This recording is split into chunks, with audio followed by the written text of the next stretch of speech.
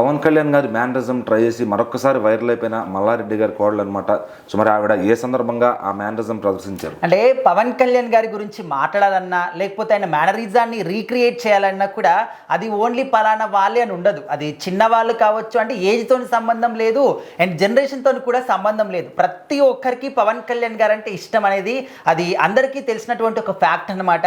So మరి రీసెంట్గా మనందరం కూడా పవన్ కళ్యాణ్ గారి ఏ అప్డేట్ గురించి వెయిట్ చేస్తున్నామంటే అది ఉస్తాద్ భగత్ సింగ్ సినిమా గురించి. మరి ఈ సినిమాలోని సెకండ్ సాంగ్ని మాత్రం రిలీజ్ చేయడం జరిగింది. సో ఆ లాంచ్ ఈవెంట్ని మల్లారెడ్డి కాలేజ్లో చాలా గ్రాండ్గా ఇక్కడ చేశారనమాట.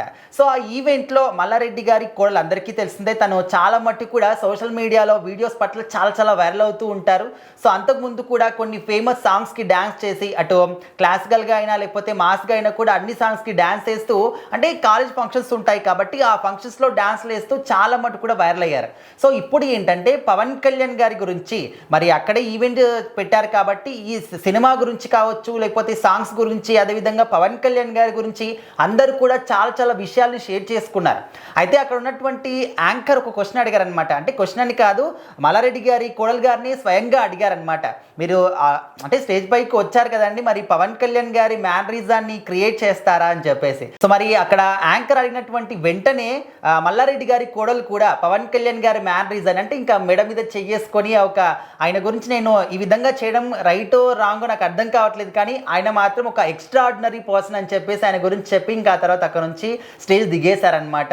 సో ప్రజెంట్ దానికి సంబంధించిన వీడియో మాత్రం చాలా వైరల్ అవుతుంది. మరి ఆర్ ఆఫ్ ఉస్తాద్ ఈ సాంగ్లో పవన్ కళ్యాణ్ గారికి ఇచ్చినటువంటి ఎలివేషన్ అనేది ఇప్పటి వరకు ఏ సినిమాలో ఏ డైరెక్టర్ ఎవ్వరు కూడా ఇంత స్టైలిష్గా రాయలేదు, స్టైలిష్గా చూపించలేదు అనే విధంగా మాత్రం ఈ యొక్క సినిమాలో, అంటే సినిమా సంగతి సినిమా వచ్చిన తర్వాత మాట్లాడాలి, కానీ ఈ ఆర్ ఆఫ్ ఉస్తాద్ అనే ఈ సాంగ్కి సంబంధించి మాత్రం ఆ ఒక లుక్స్ ఇంకా మనము ఇంకా వేరే సినిమాల్లో రాబోయే సినిమాల్లో కూడా ఈ విధంగా ఊహించుకోలేమనే రేంజ్లో హరిశంకర్ గారు చూపించారనమాట. లిరికల్ సాంగ్ అయినప్పటికీ కూడా లిరిక్స్ కూడా చాలా అద్భుతంగా చంద్రబోస్ గారు రాయడం జరిగింది. ఇదంతా కూడా జస్ట్ ఏదో సాంగ్ కోసం ఆ క్యారెక్టర్ కోసం మాత్రమే రాయలేదండి.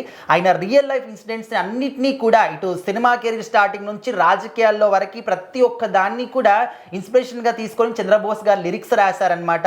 అంటే నార్మల్గా నీరు పోసి పెంచినటువంటి మొక్కవు నువ్వు కాదు, బండరాల్ని చీల్చుకొని వచ్చినటువంటి మొక్కవి అని చెప్పేసి, అండ్ మెడ మీద చెయ్యేస్తే తొడగొట్టినట్టు ఈ విధంగా మనం ఊహించలేని వర్డ్స్ చాలా అద్భుతంగా ఎలివేషన్ ఇచ్చారనమాట.